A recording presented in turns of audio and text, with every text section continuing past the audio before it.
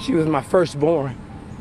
I used to say she wasn't my daughter because she was so pretty. This is the story of Starkisha Thompson, a vibrant 33-year-old woman whose life was tragically cut short in a heart-wrenching ambush outside her home. On a seemingly ordinary morning on October 9, 2018, Starkisha bid farewell to her teenage son after dropping him off at school. Little did she know that those precious moments would be the last they'd share together.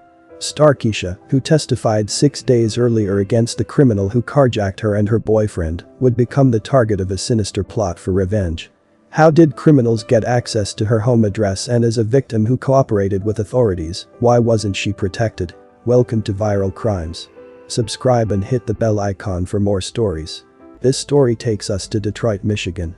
Starkisha Thompson, a resident of Detroit, lived in Collingham near Cordell on Detroit's east side, a neighborhood filled with life and vibrant energy, but also grappling with its share of challenges.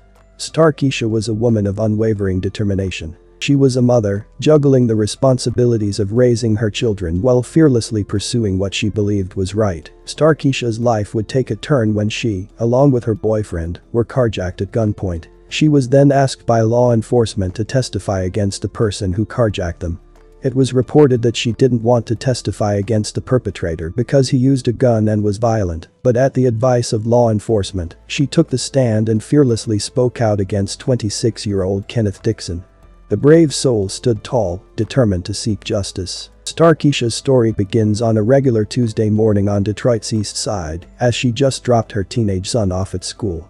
In a shocking ambush, Starkisha was shot 12 times and killed outside her own home in the area of Cordell Street and Collingham Drive, just south of Vernier Road. It was a devastating blow, and her father, Curtis Thompson, was left heartbroken and bitter. He firmly believed that the carjacking case she testified in had something to do with her murder. Starkisha's family strongly believes she was pressured by Harper Woods police to testify against the man accused of carjacking her and her boyfriend at a gas station back in September 2018. According to Curtis Thompson, his daughter was reluctant to testify, fearing the violent individuals involved in the case. All right, an update now on a case we've been following for close to a month. The murder of 32-year-old Starkisha Thompson. She was shot and killed in her own driveway on Detroit's east side. And early on, it was thought her murder could be connected to another case. As Nick Monticelli reports, that's exactly what prosecutors think happened. Good evening. This story is like something out of a Law and Order episode. You've got 3 defendants in court today accused of first-degree murder. And the person they are accused of killing was a person that testified in a case against them for carjacking. She was my firstborn. I used to say she wasn't my daughter because she was so pretty. When she was shot and killed in her own driveway earlier this month, Starkisha Thompson's father had a painfully difficult time with her murder, especially because of the reason she was likely murdered. Starkisha was the victim of a carjacking and had just testified in court. She didn't want to testify because these guys was violent. They carjacked her with a gun. Now, the 3 allegedly involved in the carjacking are facing more serious charges: premeditated murder. 26-year-old Kenneth Dixon and 39-year-old Corey Holmes were in front of a judge this morning. 23-year-old Jelana Streeter got her charges last week. All allegedly were involved in this retaliation murder after Starkisha testified in the carjacking case. The prosecutor in court said Holmes was the actual shooter who shot Starkisha in her body and her head.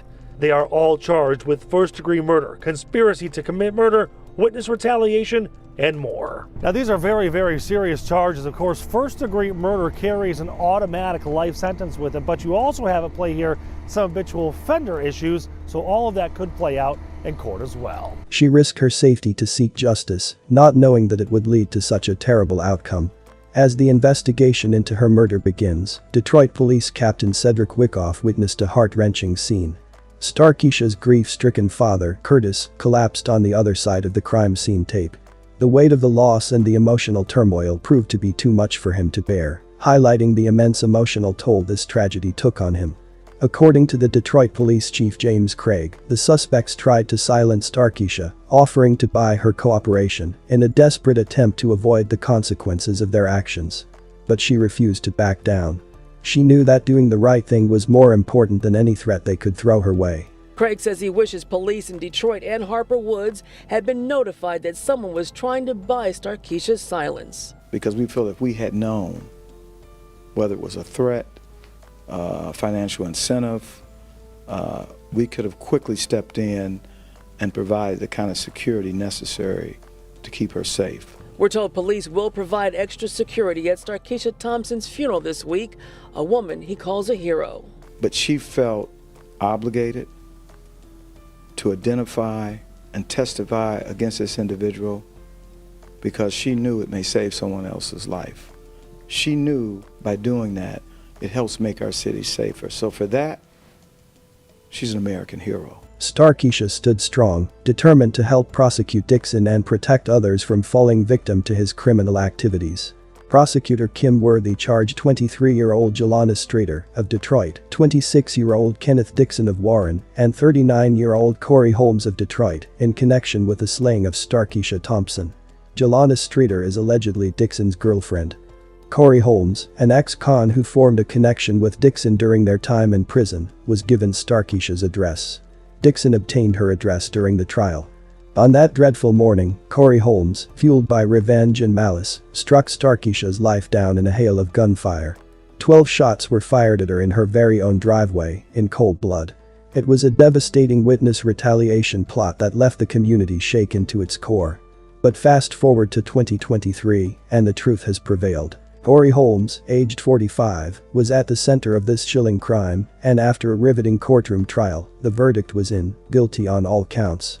Michigan Attorney General Dana Nessel stood at the forefront, announcing the sentence that would bring closure to this tragic chapter. With ironclad evidence presented before a Wayne County jury, Holmes was found guilty of first-degree murder, conspiracy to commit first-degree murder, and witness retaliation. The jury's determination was a testament to the unwavering pursuit of justice in the face of darkness.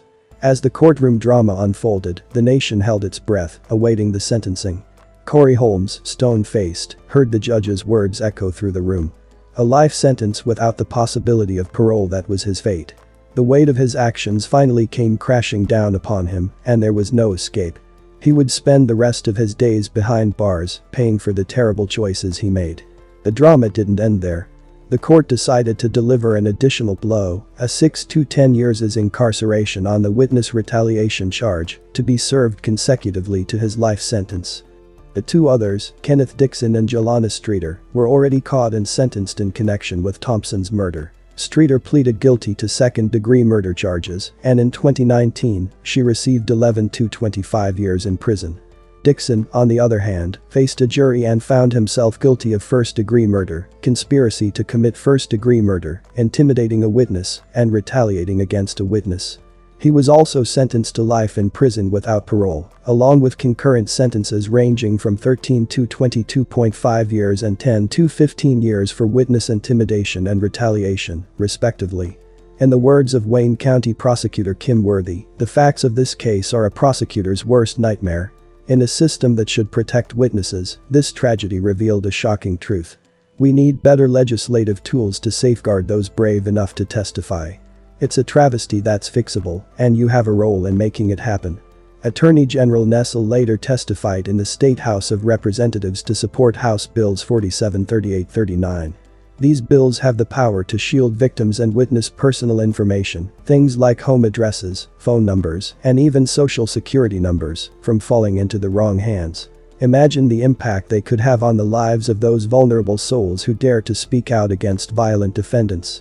The heartbreaking murder of Starkisha Thompson serves as a brutal reminder of why these laws are desperately needed. It's a call to action, a plea for change. Attorney General Nessel, in a powerful news release, highlighted the crucial significance of these bills. She knows that when victims choose to testify against their assailants, they're making a difficult and courageous choice.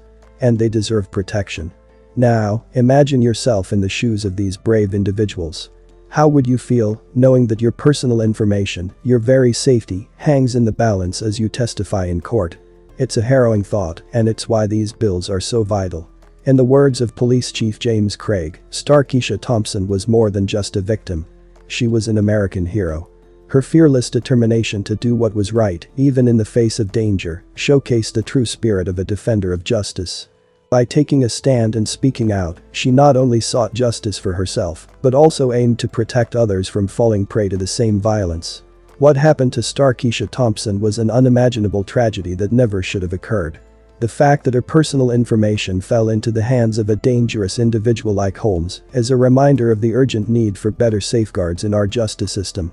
This heart-wrenching incident could have been prevented with proper legislation.